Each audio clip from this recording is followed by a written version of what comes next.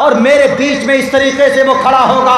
अगर अपने बच्चों को अगर हमारे मदरसे होंगे तो हम अपने मदरसे के अंदर वालिदैन के क्या हुकूक है वो बयान किए जाएंगे, जवानी की क्या हकीकत है वो बयान किए जाएंगे, नमाज पढ़ेंगे तो क्या फजीलत है वो बयान किए जाएंगे, और हुकूक हकदारों के आपके पास अगर है तो वह हक आपको कैसे देना है ये चीज़ें बताई जाएंगी। अगर हमने इन मदरसों से रिश्ता हटा लिया, अगर हमने उलमाए किराम से बदजनी बरतना शुरू कर दिया तो खुदारा जो हुआ अंदलुस स्पेन के अंदर वही तारीख आपके भारत में दोहराई जाएगी। और क्या समझते हैं कि भारत के अंदर नहीं हो सकती? हो सकती है, आपको पता नहीं है। अभी आपकी एक मस्जिद आपसे लूटी गई है। मथुरा के अंदर 6 दिसंबर को वही तारीख दोहराई जाने वाली है जो अयोध्या के अंदर जो तारीख दोहराई गई। मथुरा में केस होने वाला है, मथुरा की ईदगाह में, मथुरा की मस्जिद में, कि ये भी ईद का और ये भी मस्जिद। यहाँ पर श्री कृष्ण जी नमूदार हुए, श्री कृष्ण जी पैदा हुए, इसीलिए यहाँ पर ये मथुरा की जो जामे मस्जिद है और मथुरा के अंदर जो ईदगाह है, जो मुस्लिम धार्मिक स्थल है, उन तमाम के ऊपर केसेस लादे जाएंगे। 5 साल तक केस चलेगा, 10 साल तक केस चलेगा और बिलाखिर फैसला उनके हक में होगा।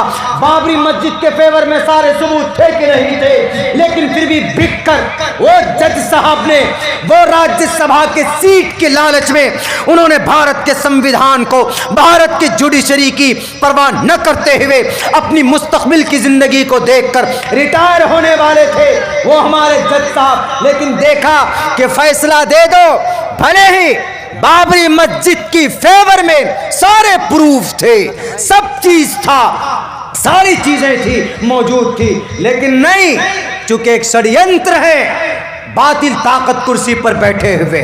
चले जाइए तो डीएम उनके मिजाज का, एसपी उनके मिजाज का है, ब्लॉक में बीडीओ उनके मिजाज का है, सीओ उनके मिजाज का है, और डीओ उनका मिजाज का है, डीपीओ उनके मिजाज का है। मेरे भाइयों, फिर कहां से होगा? हम तो कम से कम स्ट्रांग बने अपने मदरसों को लेकर, अपने बच्चों को पढ़ाकर, ताकि हमारा बच्चा बेहतर वकील बन सके, किसी भी बातिल ताकत को हम कोर्ट में चैलेंज कर सके, हमारा बच्चा जस्टिस बन सके, हमारा बच्चा जज बन सके, हमारा बच्चा बेहतरीन बैरिस्टर बन सके, सिविल सर्विसेज में जाए। आप अगर ये सोचते हो कि नहीं जी भारत में ऐसा कुछ नहीं होगा, 850 साल हुकूमत की थी अंदलुस में, लेकिन अंदलुस की एक बड़ी मस्जिद है, कौन सी मस्जिद? कुर्तबा।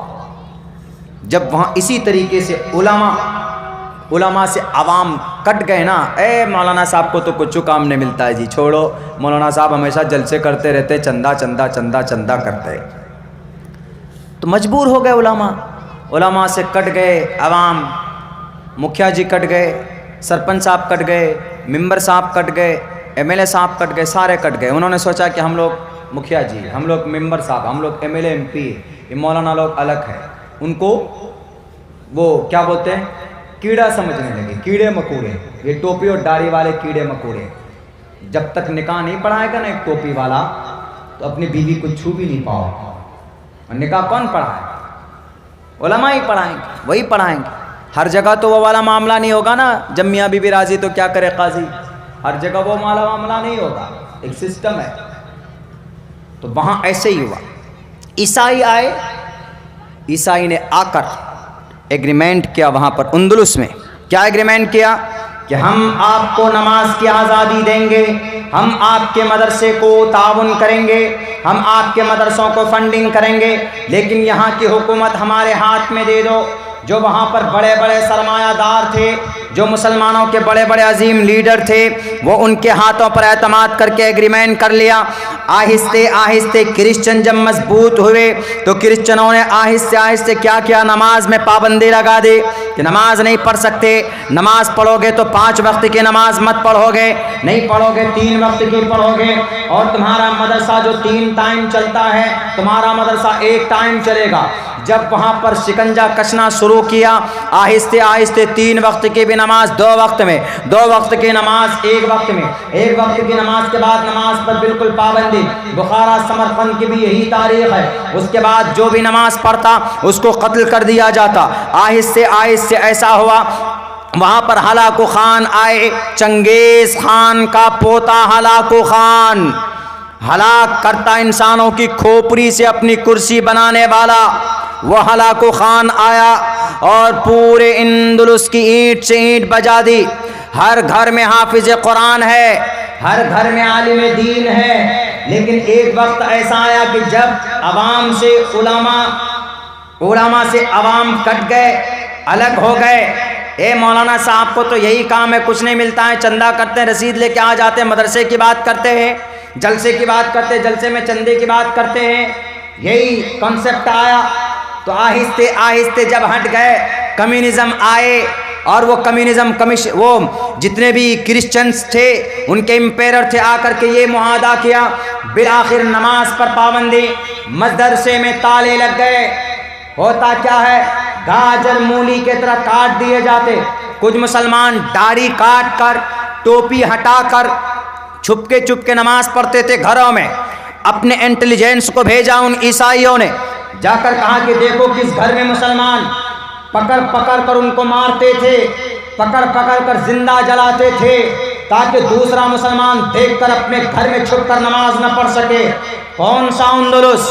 850 साल तक वो अंदलुस मुसलमानों की हुकूमत थी, जहां पर कुरान पढ़ने वाला हर घर में मौजूद था, हर घर में आलिम दीन मौजूद थे। वहां की तारीख है, मैं झूठ नहीं बोलता।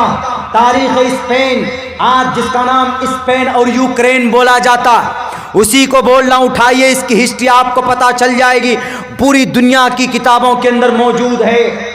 उसके बाद फिर क्या होता, एक मर्तबा ऐलान किया एक दूसरे बादशाह ने आकर, ए स्पेन के मुसलमानों, अंदलुस के मुसलमानों, एक काम करो, आज से हम तुमको आज़ाद करते, तुम नमाज पढ़ो, तुम रोज़ा रखो, तुम ज़कात दो, हम तुमको मना नहीं करेंगे, आज से हमको तुम पर रहम आया। आहिस्ते आहिस्ते 1 महीना तक छूट दे दिया। तो जो मुसलमान छुप छुप कर नमाज पढ़ रहे थे उनको कहा कि अच्छा तुम लोग जमा हो गए ना, अब यहाँ पर एक मस्जिद बनाएंगे तुम्हारे लिए, नमाज पढ़ना। मस्जिद भी बना दी तो नमाज पढ़ने लगे। 6 महीने गुजर गए, जुड़ते जुड़ते जुड़ते जुड़ते मुसलमान तकरीबन 100 थे तो 500 की तादाद में पहुंच गए। जब देखा कि ये तो बड़ा दयालु है बादशाह, लेकिन उनको मालूम नहीं था। एक रोज ऐसा किया कि मुसलमानों तुम लोग हज करने जाओगे, एक काम करो, तुम लोगों को हज के लिए भी भेजते। हज का सीजन आया तो सवार किया जहाज में, पानी के जहाज में उन लोगों को सवार किया जाता और पानी के रास्ते से मक्कतुल मुकर्रमा रवाना करने की कोशिश की जाती कि एक शर्त पर कि तुम लोगों को पानी के जहाज पर ही हम भेज सकते।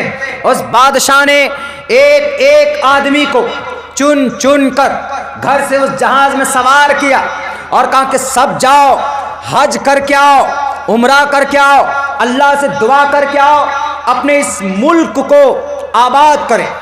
वही अंदलुस जहां पर कुर्तबा मस्जिद, उस कुर्तबा मस्जिद को देखने के लिए करोड़ों इंसान जाते हैं।